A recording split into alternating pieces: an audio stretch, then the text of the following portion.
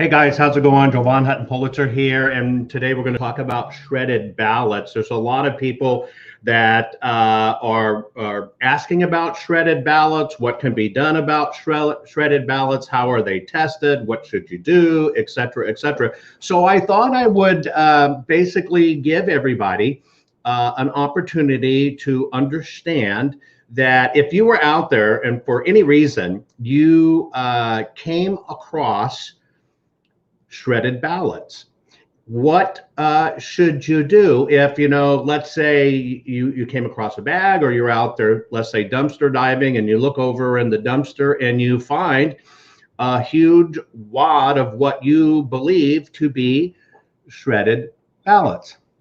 And people have been asking me in these different places, hey, Jovan, are you able to test these shredded ballots? So just so you know, I haven't tested any ballots, and for each of you, happy Passover for each and every one of you. Charlene, got glue, good question. I'm gonna talk about that really in a moment. But let's just talk about this, because here's what's important. You have to decide when you potentially find something, right? When you potentially find something, what is your goal? And you have to have this plan in your head before you do anything with it. You've got to have a game plan. And that's what I just want to help you understand, because you could find the absolute smoking gun to bad ballots. And you're right, Zarko, Europe is watching. Europe is depending upon the United States of America to get this correct. Everybody is depending on us to get this correct. Okay. And so what I'm just trying to do is help you understand that, it takes all of us. And there are things that now you're in tune to this election integrity process that I just think you should know. And so I'm going to share it with you. So let's just play a little bit of what if. That's all this is, just a game of what if.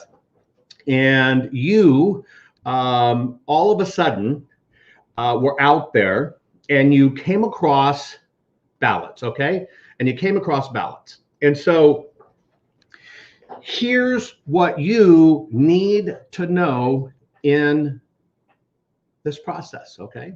It's extremely, extremely, extremely important to know what to do and what not to do if you believe you have evidence of counterfeit ballots, bad ballots, illegally printed ballots, say ballots from another country that have no reason to be here in the United States. So let's kind of go through that process.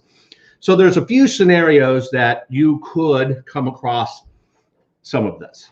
I'm hearing from all across the country, there are still ballots out there, period, still ballots out there. And so, good point. Emily says, call the sheriff's department. Let me explain the different scenarios that come into play when dealing with potentially a smoking gun forensic piece of evidence. Okay, number one.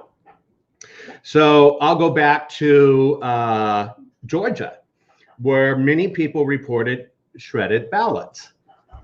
And one company shredded some ballots, and basically when they realized that they had been lied to in the process, meaning that they were just told it was an office shredding, and it comes to find out it happened to be a shredding of ballots, right? That company did the right thing and ran it up the flagpole and said, hey, look, I believe my company have just shredded what may be ballots. In that process, unique to the 2020 election and unique to where the ballots are found, let's just say hypothetically, now let's remove all the states, let's remove all the counties out, anything, because I don't want to impugn anybody's reputation at all. But let's say that You live in the state, the 51st state, and its name is the most crooked state possible, right? And you're living in the most crooked state, and you happen to live in the most crooked county in the most crooked state. Those are our labels we'll use for this. Okay, you have a really interesting conundrum. And part of the conundrum people don't understand in the legal process is, hey, we found these things, let's call the police. Well, if you in fact believed you lived in the most crooked state and you lived in the most crooked county within the most crooked state, you have to ask yourself, are the police the most crooked police department within the most crooked county within the most crooked state? Because sometimes when evidence is given to police authorities, then you have to understand a different chain of command takes over. The police, sheriffs, any of those can now take that questionable information, and it's part of a criminal or potentially criminal investigation, which basically means the police can get a hold of it and they can sequester it. Now, what people don't understand is that transfers all authority to the police authorities, which is completely different than all the other authorities. Because see, police then basically can say, this is potential evidence of a crime, and therefore we must impound it. Now, having potential evidence of a crime does not mean that the police department has to, it should, but it doesn't, has to pursue the crime. So now you're up to the police department's time schedule. If they're an incredibly expedient police department, then that police department can say, hey, we're on it, we're doing it, here it is, and they'll start working with investigators. If you're in a bad police department, let's say that police department's part-time job was printing these nefarious ballots. Well, now they have them in a lock, a bona fide legal custody lock, that they can say our investigation is not over. They can say that indefinitely. Now let's put that into the window of you have 22 months to look at ballots. In that 22 months to look at ballots, right? Police can lock them up and stand in the way, and that can create a problem. So that's the first thing. So you have to try to create the best chain of custody and documentation you can, and understand what various authority people are you going to bring into that chain of command. Okay, so that's number one. Now, the second thing in the process is, let's say that you were walking through a parking lot one day by some odd warehouses, okay? And you happen to, just out of curiosity, look over into the dumpster and you see a bag and you're going, oh, wow. That looks like a bag of shredded ballots. Now, number one, when the trash is thrown away, and it's known in policing circles and forensic circles that when trash is thrown away, it actually just becomes an open heyday, and whoever can take it out of the trash legally takes possession of it. And that's how a lot of forensic evidence is gathered. It's how they follow the serial rapist. They don't have a lot on, they don't have his DNA, but they watch him around his workplace or whatever. He goes out to a restaurant and takes a drink and puts his cup down or throws a cigarette or even spits on the ground, right? There's an officer waiting and they run up and they scoop up that spittle and put it into a collection thing, and they become the witness of chain of custody. They go get it tested and they find the evidence. And so when it's ejected that way, trash or otherwise left around, then it becomes open to the public. But let's say you did find some in that scenario, okay? And it just happened for whatever reason to be looking in the trash, and you open the trash and you look in and you see, and I'll just show you a picture, but you see a shredded wad of these ballots. Now, on this particular one, I use this one for an example because if you were in Fulton County, Georgia, a lot of these ballots, like you're seeing in this photo, would have those yellow envelopes. And if your first inclination was, oh my God, those are ballots and ballot envelopes and stuff, and they're trashed, well, you could actually grab that trash and take it. Now let's talk about what happens from there. Okay. In the ideal situation is before you touch those ballots, you use your phone, you click on your camera, you record your surroundings, you show the dumpster and you look over into it and you basically say, I suspect that's ballots, because you want to get the discovery on tape. That's number one. And hopefully you have somebody with you. Secondly, as you do that dumpster dive, you want to basically record yourself doing it. And in the ideal situation, when you open the bag to see if there is potential ballots in it like you suspect, you want to record that and you want to show it. And your eyes, many times your eyes can look at these things and you can see writing on it, or you might be able to see the little visible marks of the ballot or whatever case of the ballot. I'm going to put a video on here, but I'm going to kick off the sound so I can just talk you through it. But I'm using this only to show you that, you know, in my process of scan the ballot, I'm just using this to symbolize the machine scanning. But you see all those little dots and ovals and dark places, etc. It's pretty obvious that if you were to see shreds, you're gonna see these repeating patterns that you see on my screen here.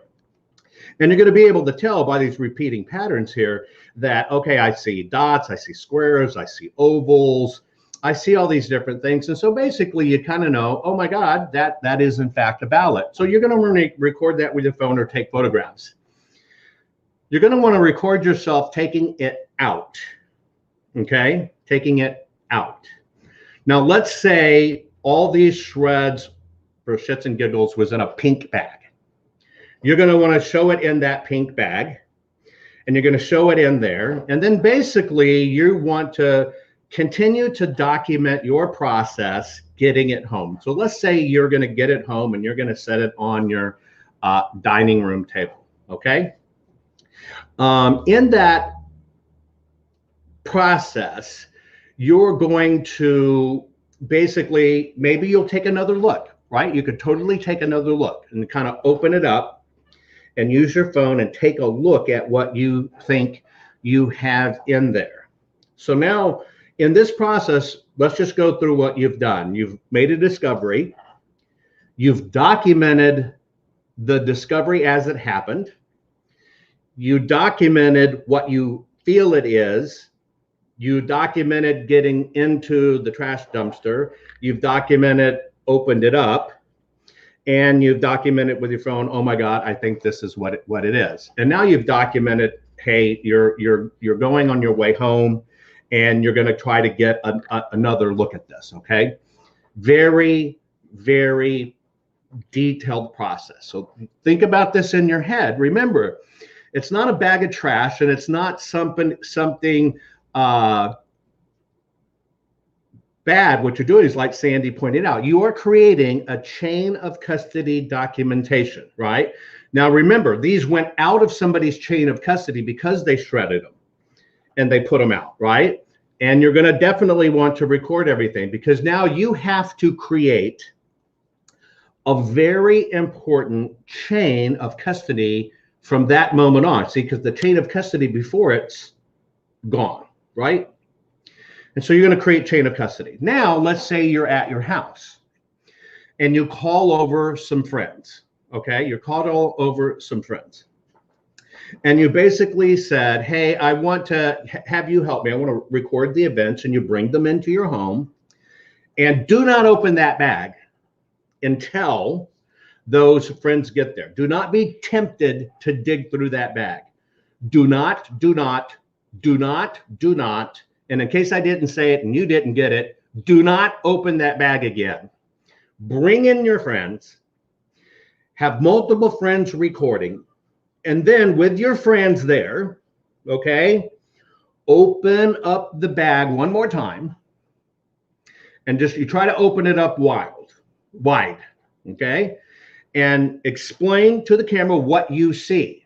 Remember, you're basically kind of pointing out, hey, I see squares that look like a ballot. I see names that I know are on the ballot because I can see their first three initials. I can see the ovals. Hell, I can see the official ballot marker right at the top. I can see it written up there. I see that in my strip. And you're going to basically give a documented, recorded presentation of what you found. Your friends are recording you giving it, and then your friends can kind of take turns giving their own interpretation of what they see in there. Okay, that's it. Now let's say you had 4 friends over and it's you and a spouse. Okay, now you have created a document trail of 6 people, 6 independent people, 6 independent points of idea, and 6 independent video trails. Very important. Okay, and you're all looking in this pink bag. Okay, when you get done with that and you've made your initial observation, in the best circumstances of the world, what you would do is you would then, everybody, you would seal it back up, right? You would seal it right back up. Okay, then if it was me, what I would do is I, in fact, would get another larger trash bag of a different color. I would pull it up over it, and I would seal it in a very, very unique way. Basically, covering it around 2 or 3 triple knots, whatever your favorite fluffy tuffy knot, whatever it is, okay?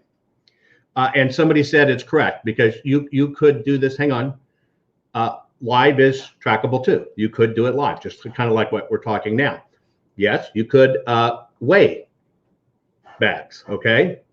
But what you have to do is you have to create your chain of command file. So now let's say I've taken it and I've put it in another bag and I've tied it a certain way to seal it. Now I want you to understand one thing very important. I've never said touch those ballots, ever. I've said look, I've said document, I've said comment, but I've never said touch those ballots, ever, ever, ever, ever, ever. I've put it into another bag, sealed it off, stored it away, right there at that premise, nowhere else. Next. What I personally would do is I would get everybody's videos and put them on a server and have them there. I'd get everybody's documentation transcribed on a piece of paper. And then I would have those people go to a notary and swear and attest that that's their accurate testimonial. Transcribe it. Now you're starting to create your documentation file of this is what it is. Then you have to decide, okay, what is the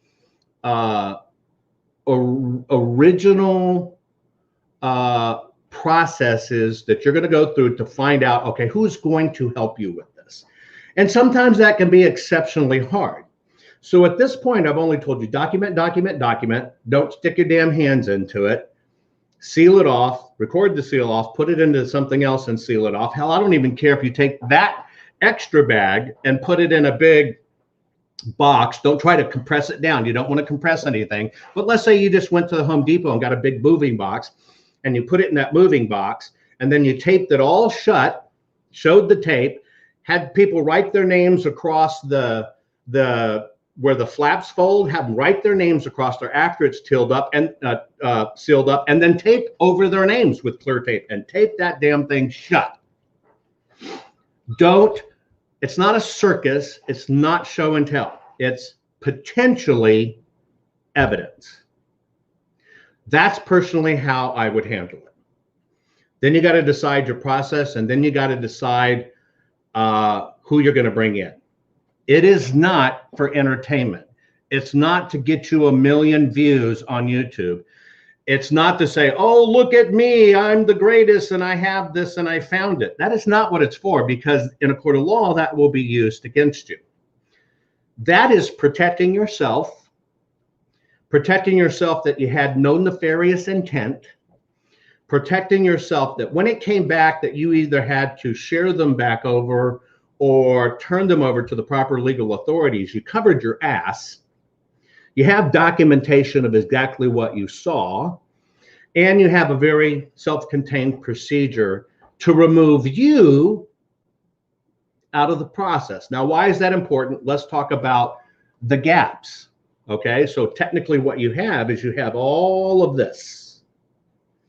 You've created evidence. You've got 6 affidavits. You've got 7 or 8 different videos or more. They've been transcribed. They've been signed and certified out. You didn't touch the trash again. They all took their own photos. So let's say that everybody took 10 photos, okay?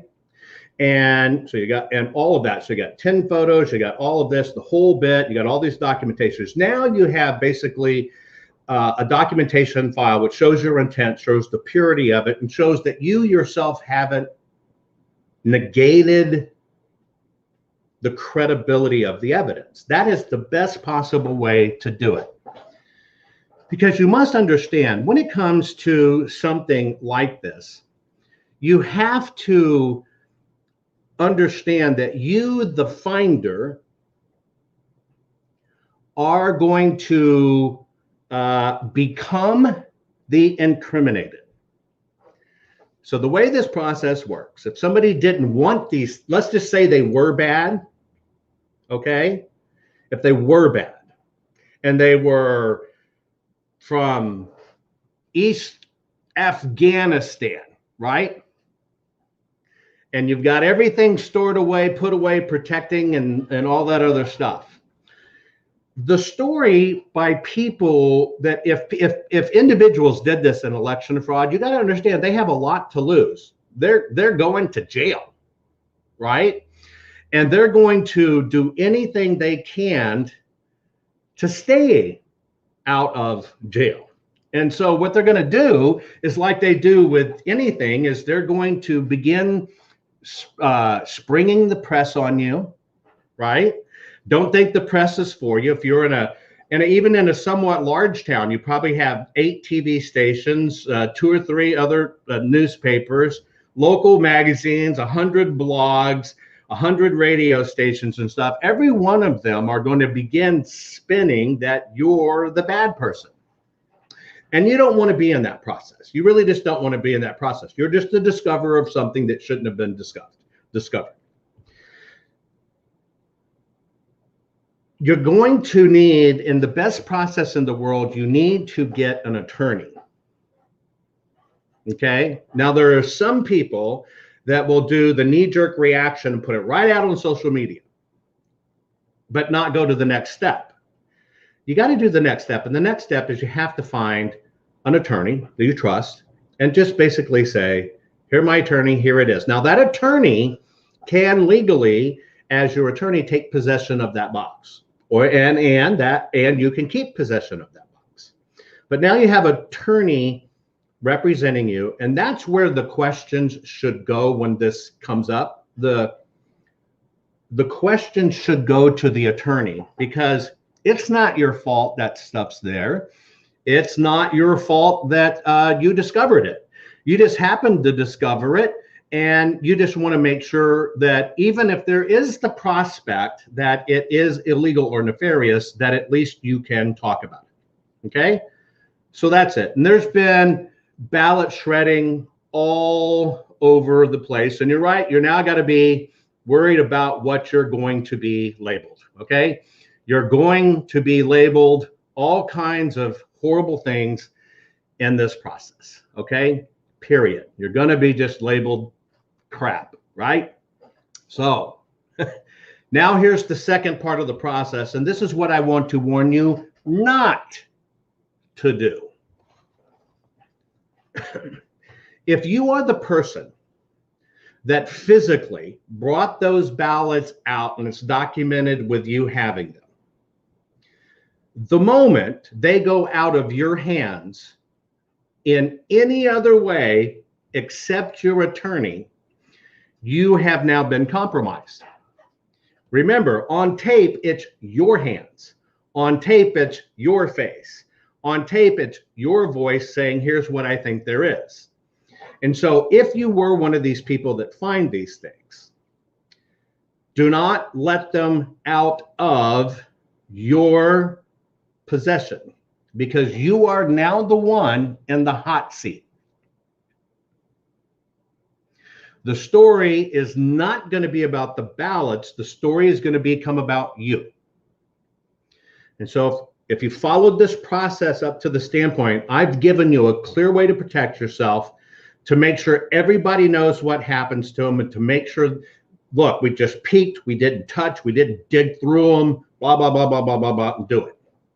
And it's locked back up and it's secure until the proper authorities look at it. I'm just giving it an authentic chain of custody from that trash can or that warehouse or that dumpster dive or that field in the, I find something burning in the middle of the field and it's trash bags and I'm looking to see what it is. And God, I can see this. I can't get the rest because they're burning, but at least I'll take this one. Get it? You have to understand chain of custody, chain of custody, chain of custody. Now, let me tell you how you have to understand how the other side thinks. So you understand, if you are a person that happened to find these things, you're going to understand the story is going to come about you, and one half of the equation is going to do their best to destroy you. Now, there's two types of being destroyed in this process, okay?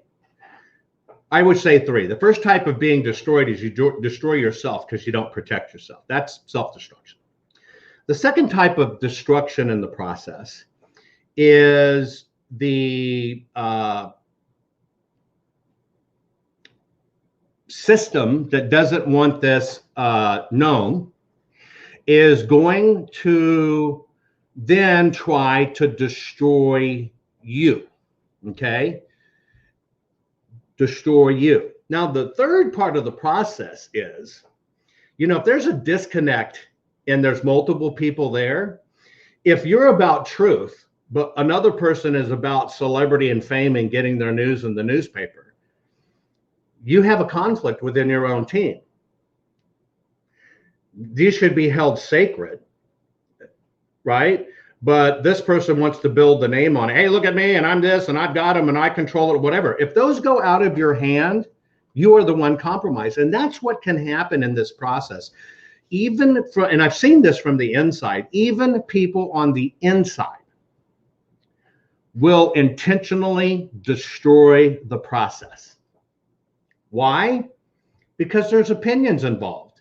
Some people think it's their way. Some people think it's their way. Some people are selfish. Some people are evil. Some people are bad. Some people want to use it for notoriety.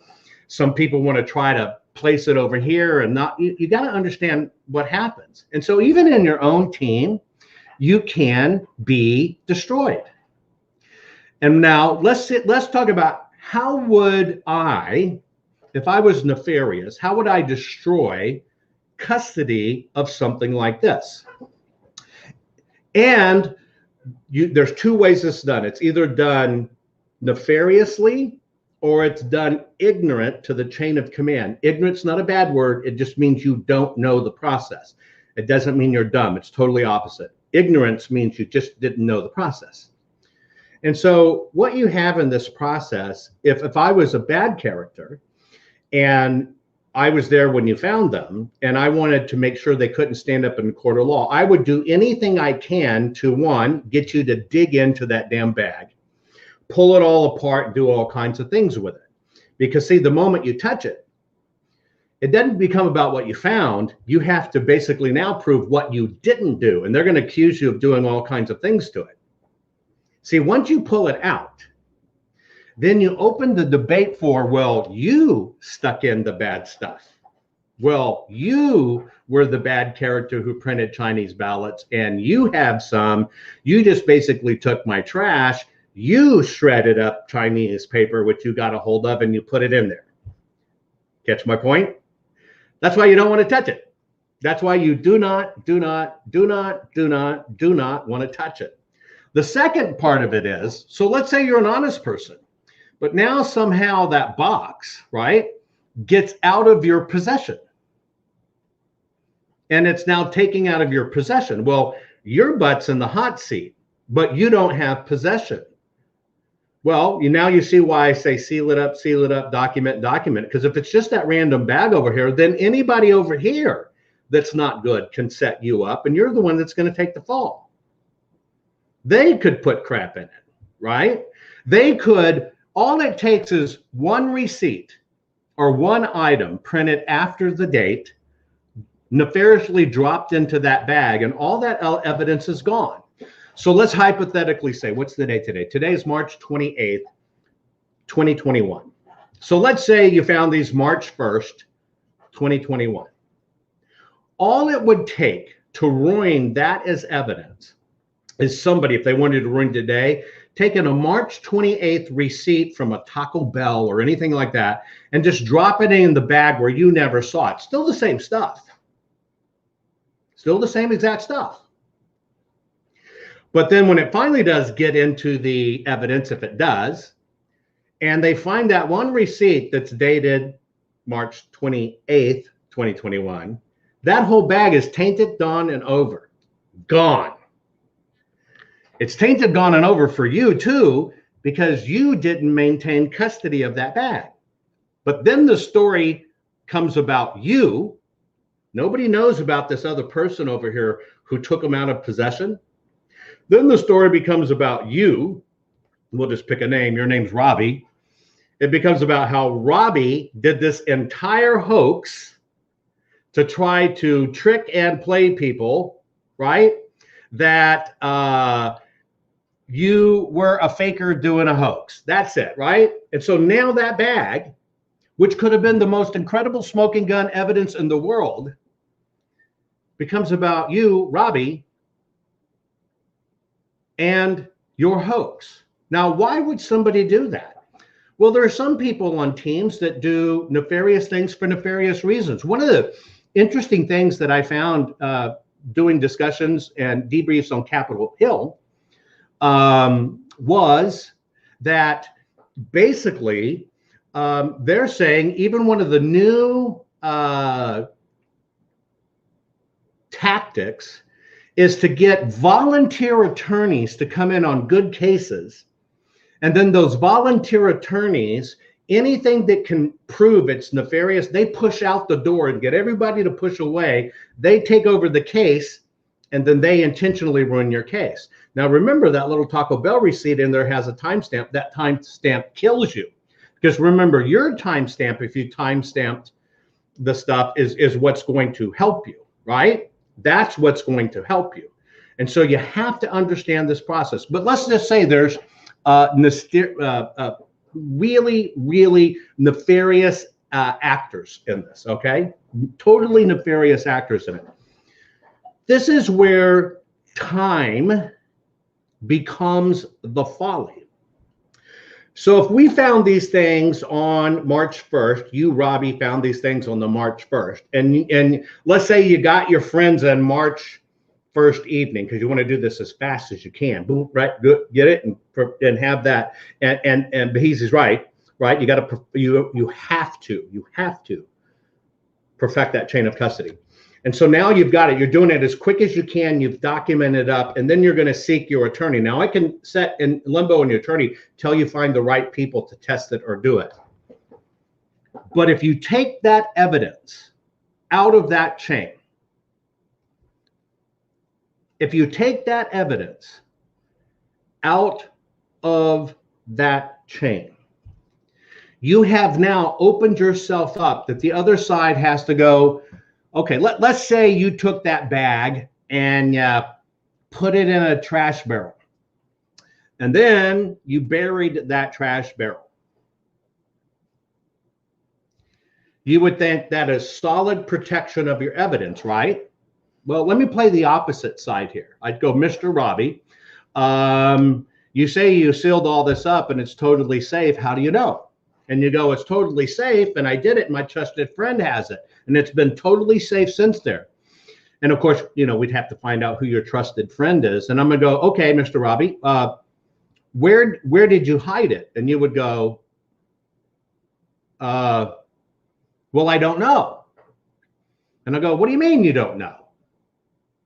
You go, well, my friend hid it. He told me he hid it.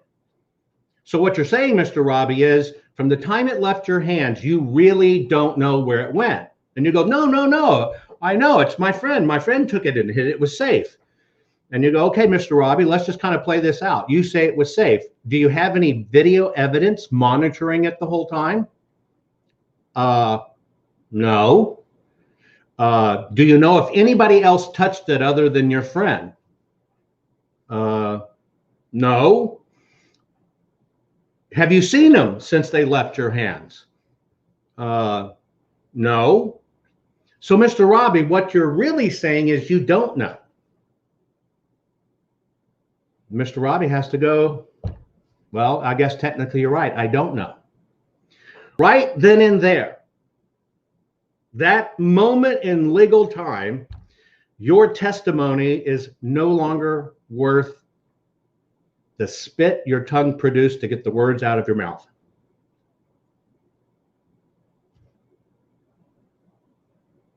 So this is sometimes where not thinking through the logic won't help. But now let's say you, because it is going to be anything to disqualify you. It is 100% about disqualifying you, and you have to create absolute truth that you can't back away from. But let's say you trust your friends and your friends are great. And this friend says, well, I gave it to another friend. Now you've got twice the broken chain of custody. And let's say that other friend basically buried it in a barrel so it was safe and buried it. But then they're going to say, hey, did you videotape all that? They're going to say, well, no, I just hid it. Well, how do you know nobody got to it? Were you there 24/7? Did you document it 24/7?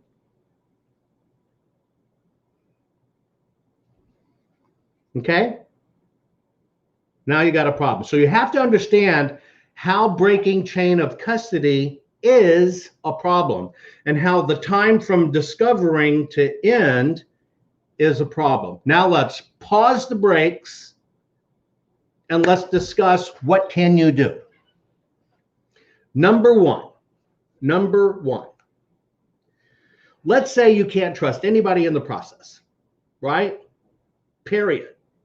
Worse, let's say your team members are freaking psychotic and make up stories about everything there is. And now you can't even trust your team members because they're swearing Jimmy Hoffa printed them. How can you protect yourself from this stuff? It's all going to go back to that original documentation, which means your words matter. Therefore, what are your words? Let's get words right.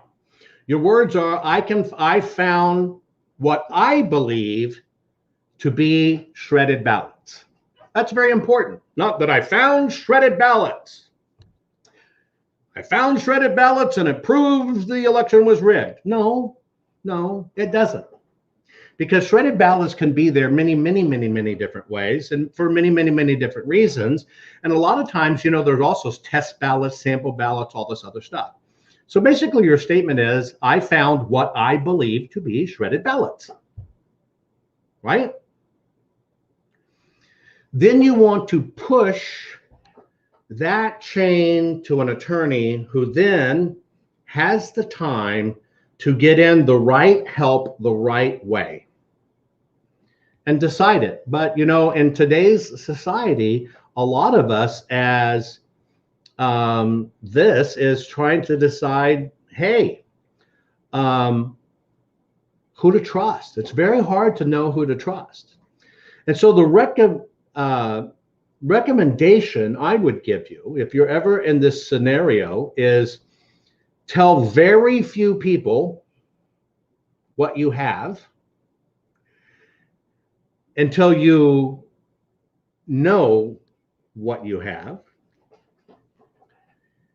The moment you touch them, their integrity is compromised. For God's sake, don't try to glue these things together. It invalidates it. It instantly invalidates it.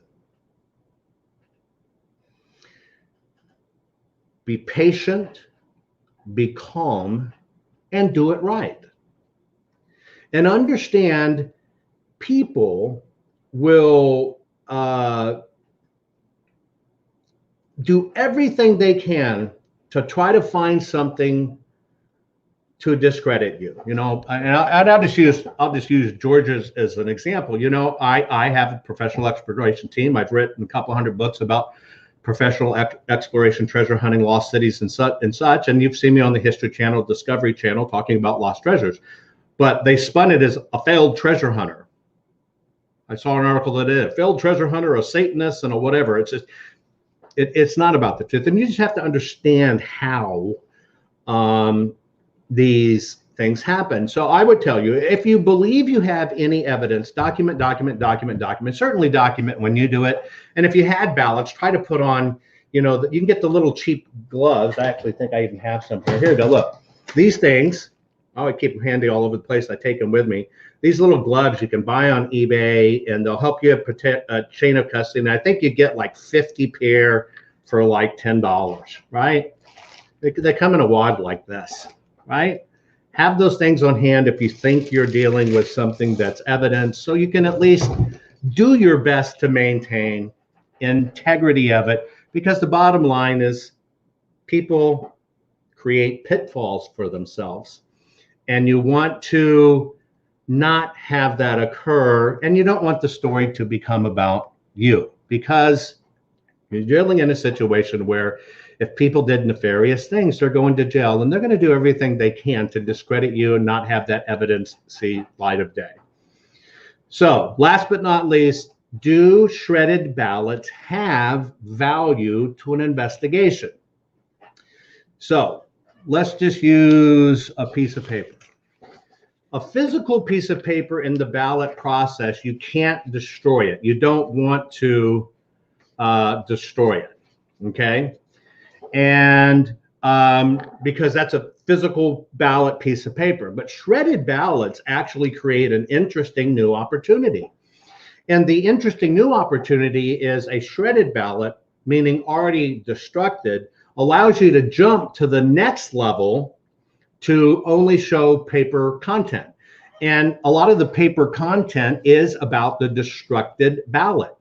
And in the destructed ballot, basically the shredded ballots, a little bit is taken, it's made up into a ball of oatmeal.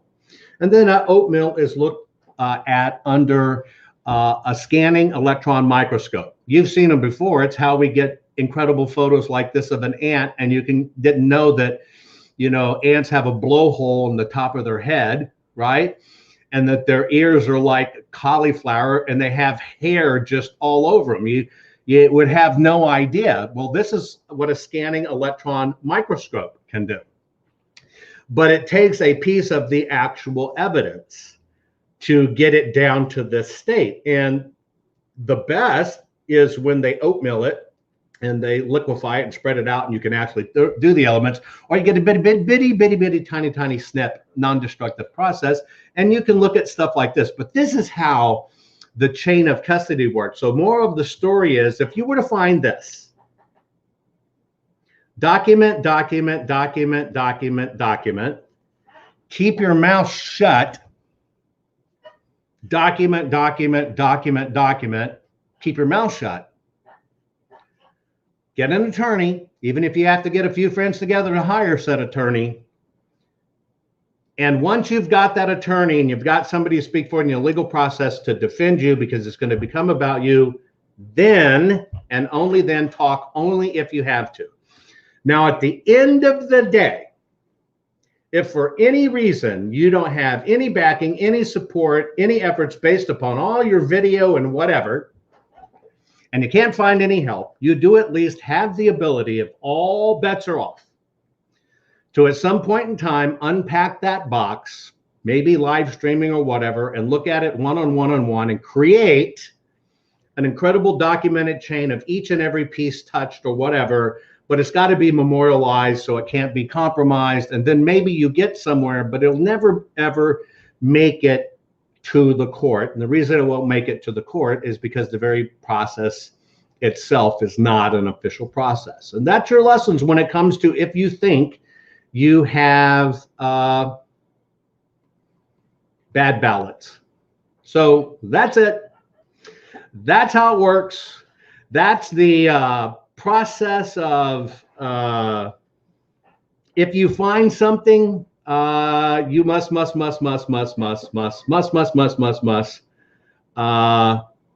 create a chain of command the best way you can.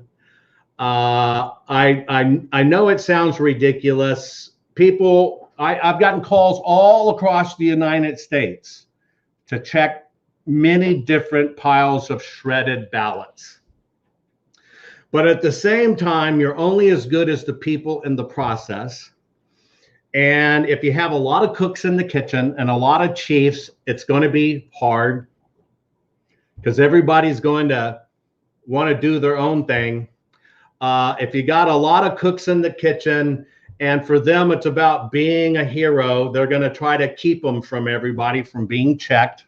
Some people do that. You have to kind of understand people's things. Maybe it's what somebody wants to be remembered for in a lifetime. That's the person who had the shredded ballots and kept them safe. That's it. That's right. And isn't that funny? Somebody wrote, hang on. Hang on. Catfish, don't speak for me. Basically, Jovan Pulitzer is saying there's little hope. Those words did not come out of my mouth. And one of the things I hate most in public forum is other people putting it in my mouth. I just told you, cover your ass and do it right. And that's where the hope is. Please don't put words in my mouth. That's the problem with some of these shredded ballots. Other people are putting words in my mouth to make sure the process doesn't go right. Now, you'd had a couple thousand people there, Catfish. You just did a little bitty post saying, I said there's no hope. What? No, I said follow a process and understand even citizens are subject to procedures, guys. Don't be a hero, be a smart patriot. Amen. Amen. Yes, I can scan the envelopes too. So that's it. I'm just saying, do what you need to do. Diane, it's amazing the stuff that's out there. There is hope. There is hope. We'll do this. Never give up. Keep your eyes open. Cover your ass. That is all this is about. You don't have to take my recommendation. I just want you to understand that there's a process. And there is a chance as it gets closer to some of these scan the ballot efforts, there may be ballots that disappear out of the system, right? That somebody tries to get rid of. That's why this is even more important now. If they really think this is going to happen, to get it right down to the part where it's going to scan the ballots, you might find things going out there. So don't give up. Don't think it's bad. It's not. Just understand what you need to do to serve your country, serve your nation, and make sure you at least know some procedures. So share this, folks. Thank you so very much. Keep the faith. This is a process. It's a process nobody ever thought they were going to be in. Keep your eyes open. Never give up, because this is about getting it done right and making sure nefarious things never, ever happen again. I love you all. Take care. Use what you can use here. Throw away the rest. You don't have to use any of it. But maybe I at least helped you understand what process you should be thinking about if you find yourself in this situation. Take care. Bye-bye.